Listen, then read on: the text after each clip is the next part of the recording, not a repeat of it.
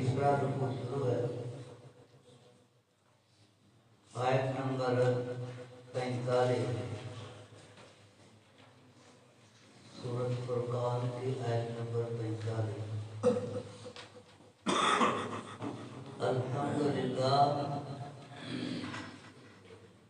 الحمدللہ الذی خلق السماوات والارض وجعل الظلمات والنور ثم الذین کفروا بربهم یعدلون۔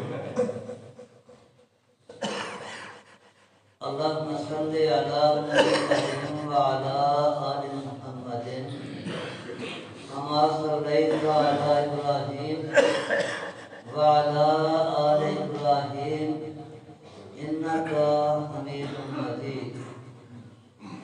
اللہم بارک علی محمد وعلی آل محمد کما بارکت علی ابراہیم وعلی آل ابراہیم انک حمید مجید۔ رب اشرح لی صدری ویسر لی امری واحلل عقدۃ من لسانی یفقہوا قولی۔ اعوذ باللہ السمیع العلیم من الشیطان الرجیم، بسم اللہ الرحمن الرحیم۔ الم تر الی ربک کیف مد الظل ولو شاء لجعله ساکنا ثم جعلنا الشمس علیہ دلیلا۔ الم ترى، کیا آپ نے دیکھا نہیں، الی ربک، اپنے رب کی طرف، اپنے رب کی طرف کیا آپ نے دیکھا نہیں؟ تو رب کی طرف کیا دیکھنا ہے؟ اس کے کام کو دیکھنا ہے، اس کی قدرت کو دیکھنا ہے۔ کہ آپ ذرا اس طرف غور کریں کہ اللہ کس چیز پہ قادر ہے۔ الم ترى، کیا آپ نے دیکھا نہیں، الی ربک، اپنے رب کی طرف، کیف مد الظل، اس نے کیسے سائے کو پھیلا دیا، سائے کو کیسے اس نے پھیلا دیا۔ وَلَوْ شَاءَ، اور اگر اللہ چاہتے، لَجَعَلَهُ سَاكِنًا، تو اس کو ایک ہی جگہ پہ رہنے دیتے، اس کو ایک ہی جگہ پہ رہنے دیتے، ٹھہرا دیتے، اس کو، اس کے اندر کوئی قسم کی تبدیلی نہ آتی۔ ثم جعلنا الشمس علیہ دلیلا، پھر ہم نے سورج کو اس سائے پر دلالت کرنے والا بنا دیا۔ سورج بتاتا ہے کہ سایہ ہے، اللہ نے سورج کو اس سائے پر دلالت کرنے والا بنا دیا کہ سورج کی وجہ سے پتہ چلتا ہے کہ سایہ ہے۔ تو یہ اللہ تعالیٰ اپنی قدرت کی طرف لوگوں کو متوجہ کرنا چاہتے ہیں۔ جیسے اللہ فرماتے ہیں نا، آگے 20ویں پارے میں بھی ہم پڑھ کے آئے ہیں کہ قُلْ أَرَأَيْتُمْ إِنْ جَعَلَ اللَّهُ عَلَيْكُمُ النَّهَارَ سَرْمَدًا إِلَى يَوْمِ الْقِيَامَةِ۔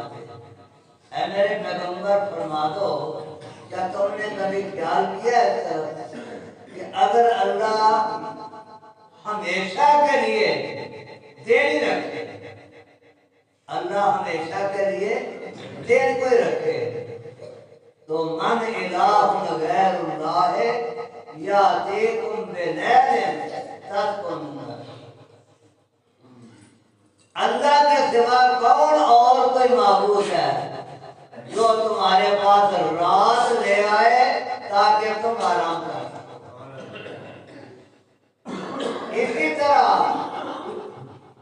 اس طرف خیال کرو ان جعل اللہ علیکم اللیل سرمدا الی یوم القیامہ، اگر اللہ رات کو قیامت تک رکھے من الہ غیر اللہ، تو اللہ کے سوا کون معبود ہے یا تم بے ضیا جو تمہارے پاس روشنی لے آئے؟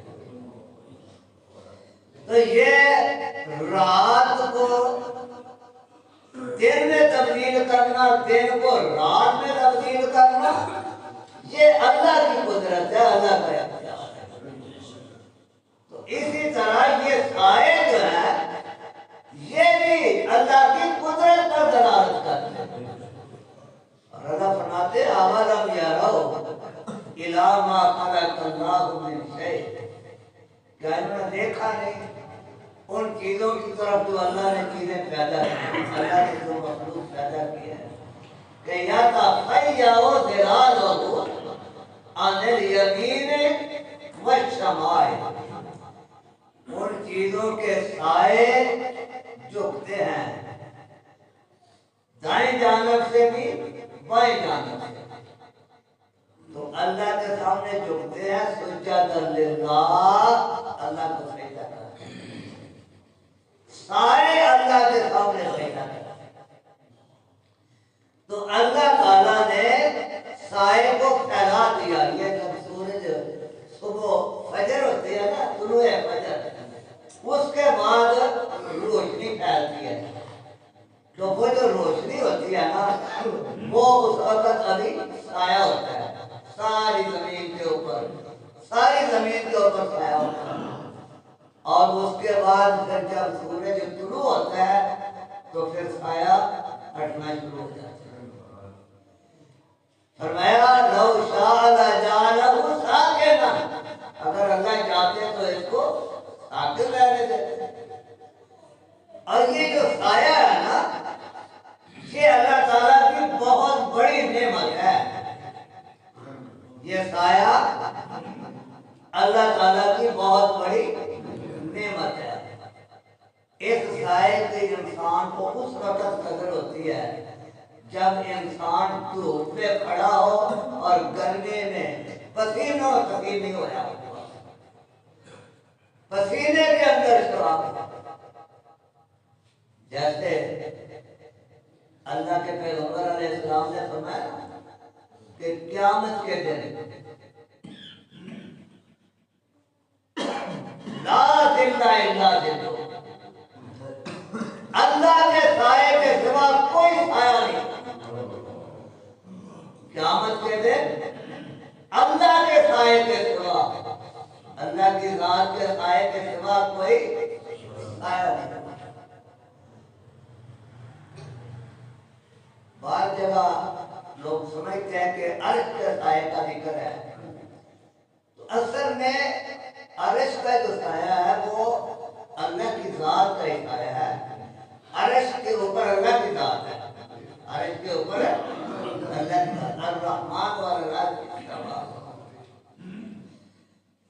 تو وہ جو سایہ ہے وہ خوش نصیبوں کو ملے گا قیامت کے دن، وہ سات خوش نصیب انسان ہے، وہ یذلھم اللہ فی ظلہ یوم لا ظل الا ظلہ، اللہ ان کو اپنے سائے میں جگہ عطا فرمائیں گے جس دن اللہ کے سائے کے سوا اور کوئی سایہ نہیں۔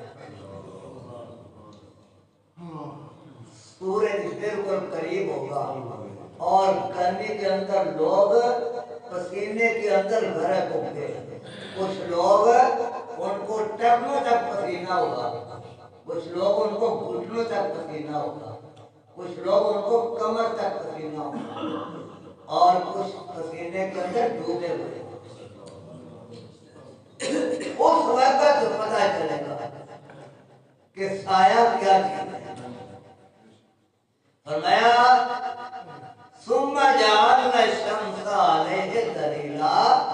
پھر ہم نے اس کے اوپر سورج کو دلالت کرنے والا بنایا.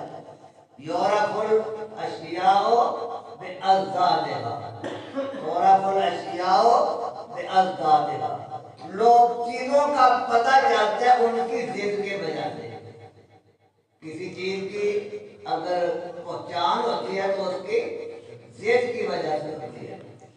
رات کے مقابلے میں دن، دھوپ کے مقابلے میں سایہ، گرمی کے مقابلے میں سردی، مشرق کے مقابلے میں مغرب، شمال کے مقابلے میں جنوب.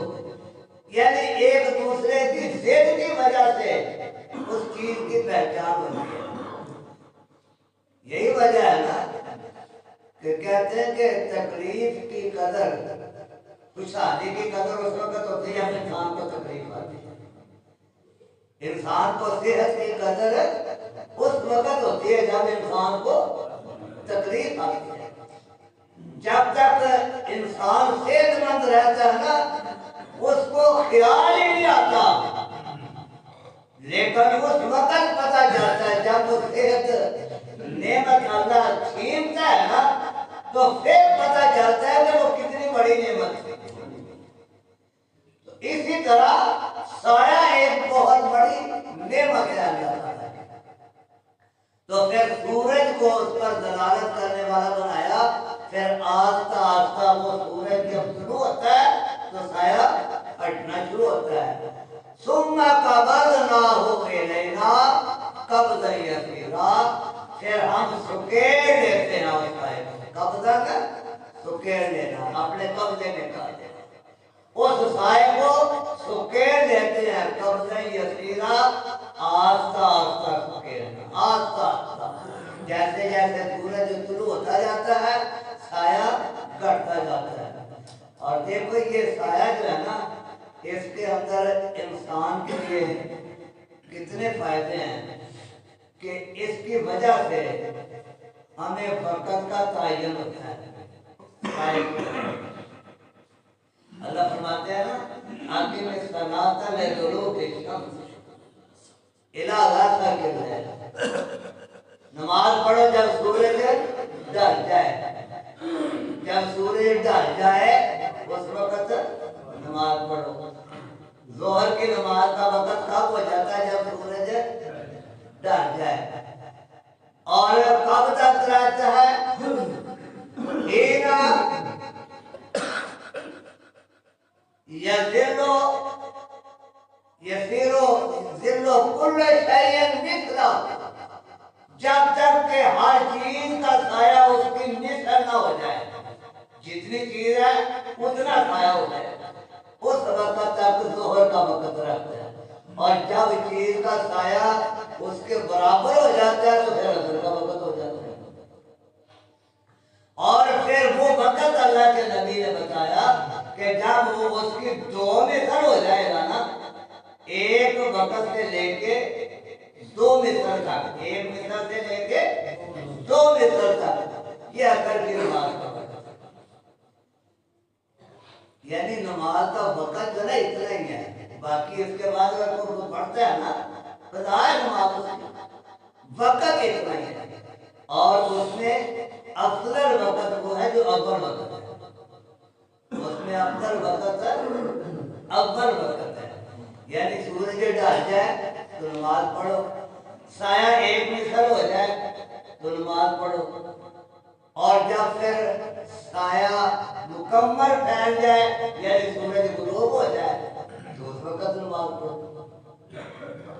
تو یہ سایہ جو ہے وقت کا تعین بھی کرتا ہے. اس سے وقت کا پتہ چلتا ہے کہ ظہر کی نماز کب پڑھنی ہے، عصر کی نماز کب پڑھنی ہے. ثم قبضناہ الینا قبضا یسیرا، پھر ہم نے اس کو سکیڑ لیا اپنی طرف. سکیڑنا آہستہ آہستہ. وَهُوَ الَّذِي، اور وہ وہی ذات ہے، جَعَلَ لَكُمُ اللَّيْلَ لِبَاسًا، جَعَلَ جس نے بنایا، لَكُمْ تمہارے لیے، اللیلہ رات کو، لباساً لباس، رات کو کیا بنایا؟ لباس۔ لباس کس لیے ہوتا ہے؟ ڈھکنے کے لیے۔ یا بنی آدم قد انزلنا علیکم لباسا یواری سوآتکم، علیشا آدم کے بیٹو ہم نے تمہارے اوپر لباس اتارا ہے تاکہ وہ تمہیں چھپا دے، تمہیں چھپا دے۔ لباس چھپانے کے لیے ہوتا ہے، تو رات کو لباس بنا دیا تاکہ وہ تم کو چھپا لے۔ اور یہ رات کا چھپانا جو ہے نا یہ آرام کے لیے ہے۔ رات کا چھپانا آرام کے لیے کہ تاکہ انسان آرام کر سکے، سکون حاصل ہو سکے۔ یہی وجہ ہوتی ہے نا جب لوگ رات کو سونے لگتے ہیں، کہتے ہیں بھائی بتی بند کر دو، اب سونے کا وقت ہے۔ تو جب تک روشنی رہتی ہے اس وقت تو ایسے نیند نہیں آتی، جب روشنی ختم ہوتی ہے پھر نیند آتی ہے۔ تو یہ اللہ نے لباس بنا دیا اس کو کہ اس کے اندر انسان چھپ جاتا ہے، اور اس کو اللہ نے رات کو لباس بنا دیا، وَالنَّوْمَ سُبَاتًا، نیند کو آرام کے لیے بنا دیا۔ رات کو لباس کے لیے بنا دیا اور نیند کو اللہ نے آرام کے لیے بنا دیا۔ وَجَعَلَ النَّهَارَ نُشُورًا، اور دن کو اللہ نے بنا دیا پھیلنے کے لیے، زمین میں پھیلنے کے لیے۔ میں اذا قضیت الصلاۃ فانتشروا، انتشروا کا کہنا ہے پھیل جاؤ، نماز پوری ہو جائے تو پھر جاؤ زمین میں، جاؤ پھیلو، چلو پھرو اور جا کے اپنا کام کرو۔ تو اللہ نے دن کو بنا دیا زمین میں پھیلنے کے لیے، رات کو بنا دیا آرام کرنے کے لیے۔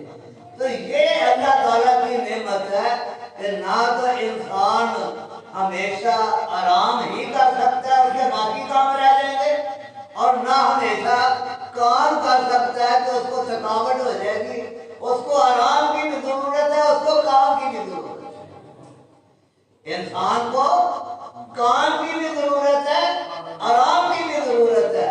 تو اللہ نے اس کو آرام کا بندوبست بھی کیا ہے، اس کے کام کا بندوبست۔ اور میں وہ ذات جس نے تمہارے لیے رات کو بنا دیا لباس، وَالنَّوْمَ سُبَاتًا، نیند کو بنا دیا آرام کے لیے، وَجَعَلَ النَّهَارَ نُشُورًا، اور دن کو بنا دیا زمین میں پھیلنے کے لیے، زمین کے اندر پھیل جانے کے لیے۔ وَهُوَ الَّذِي، اور وہ وہی ذات ہے، أَرْسَلَ الرِّيَاحَ، جس نے ہواؤں کو بھیجا، بشراً، خوشخبری دینے کے لیے، کہ بین یدی رحمت، کہ ان کے آگے اللہ کی رحمت ہے۔ ہوائیں خوشخبری لے کے آتی ہیں، ٹھنڈی ہوائیں آتی ہیں نا تو پتہ چلتا ہے کہ بادل آنے والے ہیں، یہ بادل کو آنے کی علامت ہوتی ہے ٹھنڈی ہوائیں۔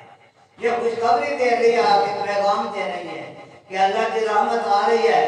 وَأَنزَلْنَا مِنَ السَّمَاءِ مَاءً طَهُورًا، اور ہم نے اتارا آسمان سے پانی پاک کرنے والا، پانی پاک کرنے والا۔ یہ پانی جو ہے نا زمین کو بھی پاک کرتا ہے، جب بارش ہوتی ہے نا تو زمین دھل جاتی ہے، اور انسان کے جسم کو بھی پاک کرتا ہے۔ اور یہ پانی جو ہے نا اتنا اعلیٰ ہے، اتنا اعلیٰ ہے کہ اس کے اندر انسان کے لیے صحت ہے۔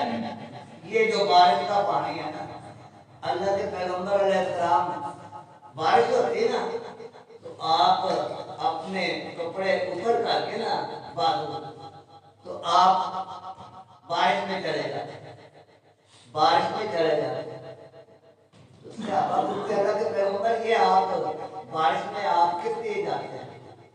تو اللہ کے نبی فرماتے ہیں یہ ابھی ابھی میرے اللہ کے پاس سے آئی ہے، یہ ابھی ابھی میرے اللہ کے پاس ہے، اوپر سے آ رہی اللہ کے پاس سے، تو میں اس کے استقبال کے لیے آگے جا رہا ہوں۔ اور اس کو کہتے ہیں انزلنا من السماء ماء مبارکا، ہم نے آسمان سے پانی برکت والا نازل کیا۔ تو یہ برکت والا پانی ہے بارش کا، یہ پاک کرنے والا ہے۔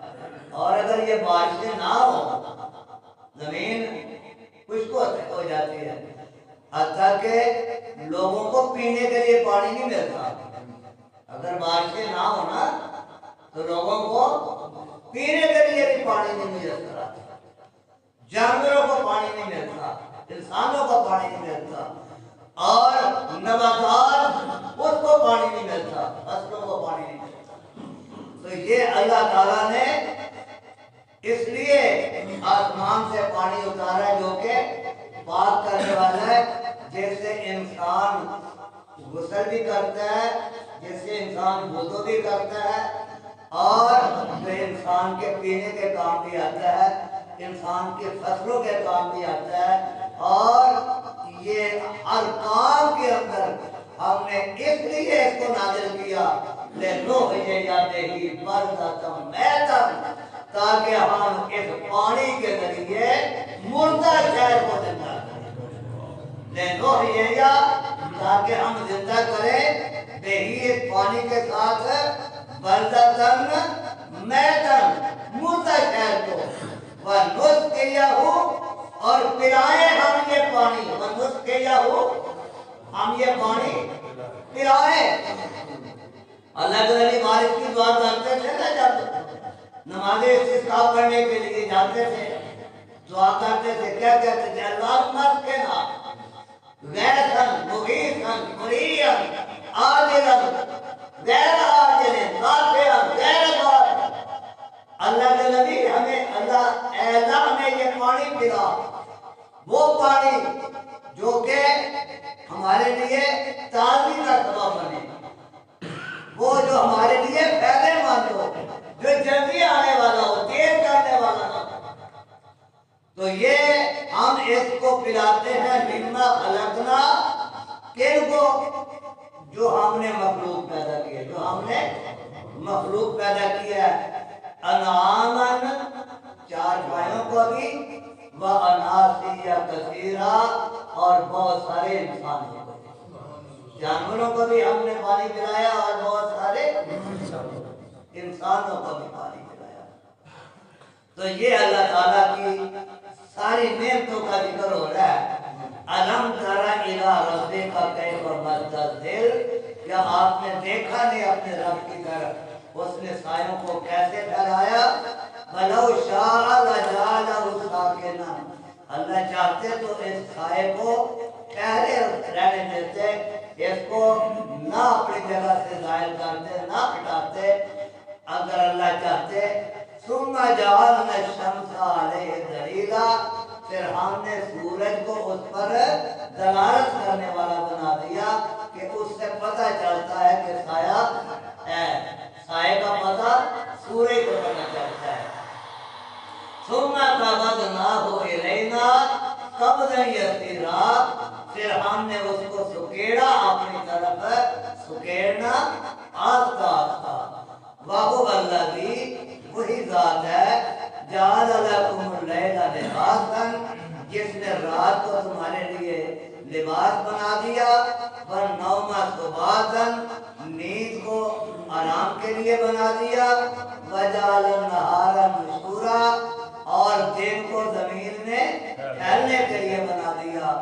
وَهُوَ الَّذِي، اور وہ وہی ذات ہے، أَرْسَلَ الرِّيَاحَ، جس نے بھیجا ہواؤں کو، بشراً، خوشخبری دینے کے لیے، بین یدی رحمت، کہ اس کے بعد اللہ کی رحمت آ رہی ہے، ان کے پیچھے اللہ کی رحمت آ رہی ہے۔ وَأَنزَلْنَا، اور اتارا ہم نے، من السماء، آسمان سے، ماءً طہورا، پانی پاک کرنے والا، لِنُحْيِیَ بِهِ بَلْدَةً مَیْتًا، تاکہ ہم اس پانی کے ساتھ مردہ شہر کو زندہ کریں، وَنُسْقِيَهُ، اور پلائیں ہم یہ پانی، مما خلقنا، اس مخلوق کو جو ہم نے پیدا کی ہے، انعاماً، وہ چار پائے ہیں، وَأَنَاسِيَّ كَثِيرًا، اور بہت سارے انسان ہیں، ان کو پلانے کے لیے ہم نے پانی نازل کیا۔ اللہ نبی